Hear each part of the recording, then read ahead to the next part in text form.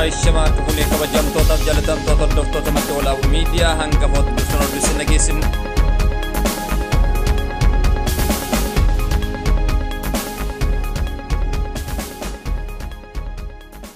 Aishama kuni kabajamtoota jalatamtoota hordoftoota madda walaabuu miidiyaa hangafoota dursuun hordofsiin dhageessifna oduu wajjin anfalmataa rooroti gara madda walaabuu miidiyaatiin. Namoonni hedduun irreecha hora Finfinnee torban darbee keessa kabajamee irratti hirmaachuuf gara Finfinnee imalaa turan qabamuun hidhachi darbamuun isaa maddeen adda addaa ba'aa jiru. Hayyuun Oromoo amantaa Islaamaa kan ta'an Sheekh Abdurrahman Fatanaa onkololeessa 12/2023 halkan du'aan addunyaa kanarraa boqotanii jiran. Dhalattoonni saba Oromoo Walloo manidhaa keessa jiran haala hamaa keessa jiraachuun dubbatamaa jira. Irreechi malkaa ayyeettu godina Shawaa Lixaa Ambottis haala addaatiin guyyaa kaleessaa kabajamee jira. Tamsaasa kallattii keenya waaree booda sa'aatii muraasaan booda oduulee jajjaboo qabannee isinii dhiyaannaa hangafoota oduu keenyaa babal'inatti isin deebisna. Oduulee kanneen fi oduulee Israa'elis kallattiidhaan isin biraan gennaa turtii gaarii isiniin jenna. Namoonni hedduun irreecha hora Finfinnee torban darbe keessa kabajame irratti hirmaachuuf gara Finfinneetti imalaa turan qabamuun hidhamaa jiraachuun isaa godinaalee adda addaa irraa ergaaleen darbaa jiran. Qeerroo fi qarreen Oromiyaa Jimmaa fi Walisorraa gara Finfinnee imalaa turan magaalaa Shaggar kutaa bulchiinsa magaalaa Sabbataa bakka Furii jedhamutti qabamuun waajjira poolisii magaalaa Sabbataa keessatti hidhamanii jiru jedha maddeen akka raggaasanitti. Namoonni kunniinis sababiin hidhama isaanii keessaa yoo irreecha magaalaa Finfinnee irratti kallattiilee adda addaatiin warroota sabboonummaa Oromoo calanqisiisan ta'uun isaa ragaaleen adda addaa ba'aa jiran. Qeerroo fi qarreen Jimmaa fi Walisorraa gara Finfinnee imalaa turan magaalaa Shaggar kutaa bulchiinsa magaalaa Sabbataa bakka Furii jedhamutti qabamuun waajjirri poolisii magaalaa Sabbataa keessatti hidhamanii jiran. Akka maddeen himanitti namoonni Jimmarraa irreecha kana irratti hirmaachuuf dhufan 21 Walisorraa immoo 22 walumaa galatti namoonni 43 magaalaa Sabbataatti qabamuun waajjira poolisii Furiitti hidhamanii jiru jedha. Namoonni hidhaman kun badii tokko malee hidhamuu isaanii kan himan maddeen akkuma nama kamiituu irreecha irratti hirmaachuuf dhufan jechuudhaan dubbatanii jiran. Hayyuun Oromoo amantaa Islaamaa kan ta'an Sheekh Abdurrahman Fatanaa onkololeessa 12/2023 halkan du'aan addunyaa kanarraa godaananii jiran.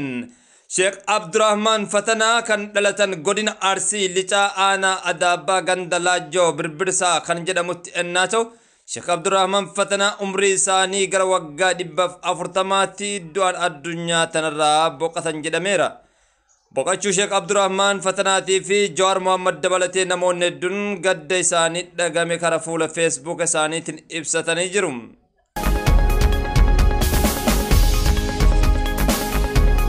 Dhalattoonni saba Oromoo Walloo manidhaa keessatti hiraarfamaa jiran jechuudhaan maddeen adda addaa ba'aa jiran.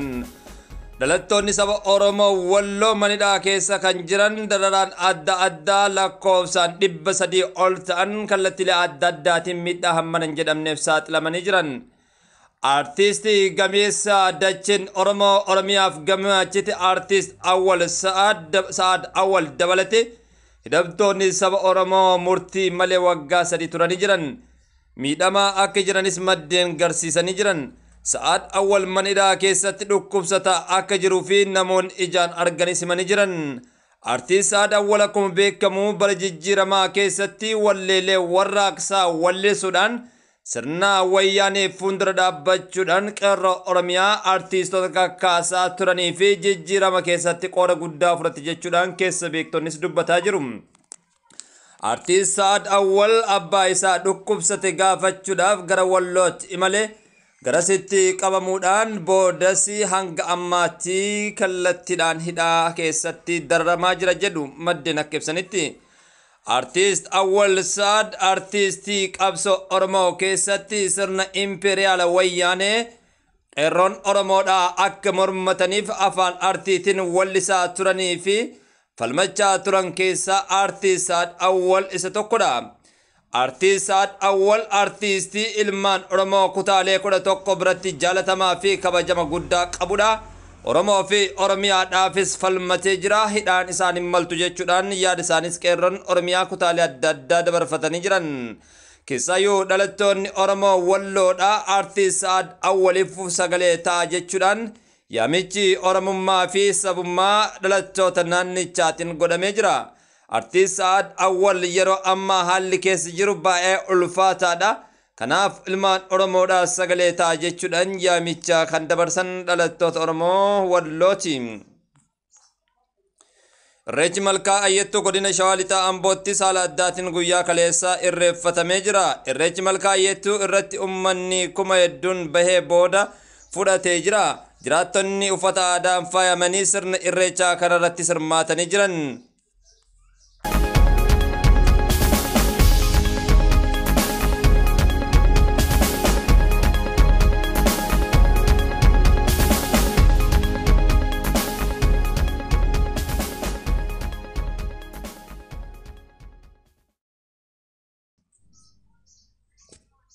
Oduu gama biraatiin Puutiin Ameerikaa fi biyyoota lixaa keessatti diraamaa hojjechuun itti fufee jira jechuudhaan xiinxaltoonni dubbataa jiru. Bakka ta'e tuqee Awurooppaa keessatti waraana kaasee ammas bakka biraatti bu'ee baha giddu galeessaa keessatti waraana biraa dhoosee jira jechuudhaan dubbataa jiru. Deeggarsi meeshaa waraanaa Ameerikaa michoonni ishee Yuukireeniif gochaa turan keessattis kallattiilee adda addaatiin akka gamtaan Awurooppaa fuula isaanii gara tokko deeffatu godhee jira jechuudhaan xiinxaltoonni dubbataa jiru. Israa'el xiyyeeffannaawwan Hizboolaa kaaba Libaanoos haleelte kun waraana Hamaas waliin gootu ala waraana biraatis jedhamee jira. Gaazaa keessatti lakkoofsi namoota du'anii 1,900 ga'ee jira. Kana malees lakkoofsi namoota miidhamanii 7,696 akka ta'e kallattii adda addaatiin ministeerri haajaalaa Filisxeem himaa jira. Israa'el keessatti haleellaa raawwachuun mirkaneessite humni raayyaa ittisa biyyaa seeliiwwan shororkeessotaa fi bu'uuraalee misooma isaanii barbadeessuuf daangaa Gaazaa keessatti haleellaa raawwanne jechuudhaan Israa'el ergaa ishee dabarfattee jirti.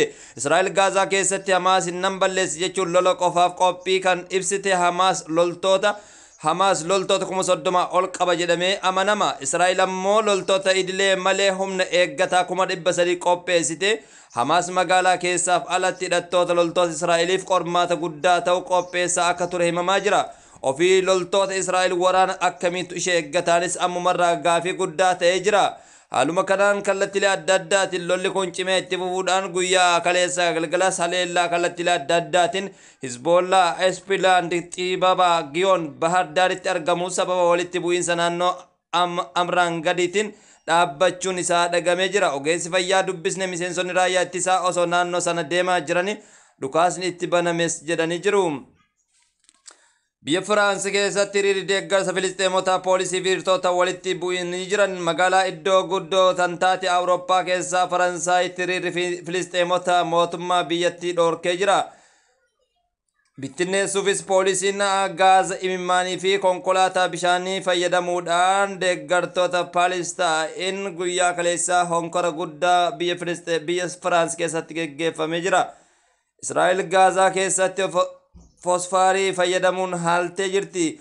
Human Rights Watch Israa'el keemikaala kana Gaazaa fi Libaanoos keessatti fayyadamtee jechuun himatee ture. Keemikaalli ibiddaan baay'ee hamaa ta'ee uumamuun beekamu kun dirree waraanaan ala hin eeyyamus jechuudhaan Human Rights Watch ergaasaa dabarfatee jira.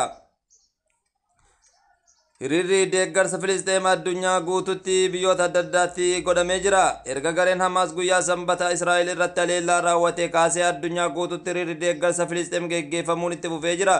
Hiriirri kun biyyoota akka Iraaqii, Paakistaanii fi Indooneeziyaa, Tarkii fi Maaleeshiyaa fi Baanglaadeshii keessatti haala addaatiin oolee jira.